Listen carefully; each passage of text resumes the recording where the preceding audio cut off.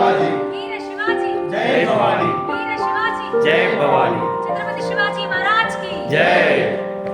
కొరుట్ల నియోజకవర్గంలో రాబోయే కరీంనగర్, నిజామాబాద్, ఆదిలాబాద్, మెదక్ జిల్లాలకు సంబంధించినటువంటి పట్టభద్రుల ఎమ్మెల్సీ ఎలక్షన్ల సందర్భంగా రివ్యూ మీటింగ్స్ని తీసుకోవడం జరిగింది. గతంలో పట్టభద్రుల ఎమ్మెల్సీగా ఇక్కడ నుంచి జగిత్యాల జిల్లా నుంచే ఉన్నారు కదా నాయకులు, వాళ్ళు పట్టభద్రుల గురించి పట్టించుకున్న పాపాన పోలేదు. అందుకే ఒక్కటే అనుకుంటా ఉన్నారు, మళ్ళీ ఆ కాంగ్రెస్ అభ్యర్థినో లేకపోతే ఇంకే అభ్యర్థినో గెలిపిస్తే గనక అక్కడ వాళ్ళ అధిష్టానం, వాళ్ళ సీఎం రేవంత్ రెడ్డి గారు ఏది చెప్తే అది తానా అంటే తందానా అనే పరిస్థితి కనిపిస్తుంది.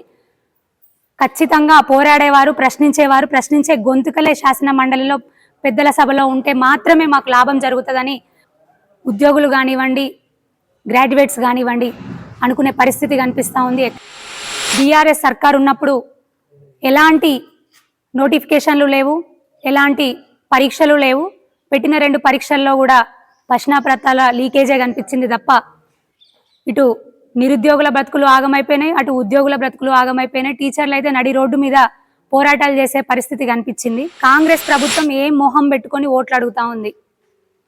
నిరుద్యోగులకి, ఉద్యోగులకి మీరు ఏం చేసిండ్రని ఓట్లు అడుగుతా ఉన్నారు. అసలు ఎందుకు ఓటేయాలి? నిరుద్యోగ భృతి ఏ ఊళ్ళో అయితే ఇచ్చారో ఆ ఊర్లో కాంగ్రెస్ ఓటేయమని చెప్పండి. ఏ ఊర్లో అయితే విద్యా భరోసా కార్డులు ఇచ్చిండ్రో ఆ ఊర్లో ఓటేయమని చెప్పండి. ఏ ఊర్లో అయితే ఫ్రీ స్కూటీలు, ఫ్రీ ల్యాప్టాప్లు ఇచ్చిండ్రో ఆ ఊర్లో ఓటేయమని చెప్పండి. అసలు టీచర్లను ఏం మొహం పెట్టుకొని వీళ్ళు కాంగ్రెస్ వాళ్ళు ఓట్లు అడుగుతా ఉన్నారు.